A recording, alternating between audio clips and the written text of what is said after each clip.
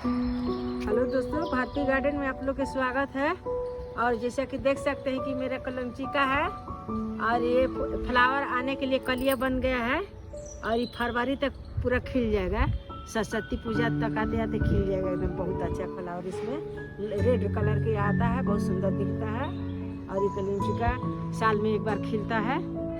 बस बसंत ऋतु में रहेगा, अभी से खिलेगा तब मार्च अप्रैल तक इसका फ्लावर रह जाता है और बहुत ज़्यादा दिन टिकता है। इसका फ्लावर खिलता है तो बहुत दिन टिकता है। अभी से दिया है तब अप्रैल तक इसका फ्लावर रहेगा, जून तक।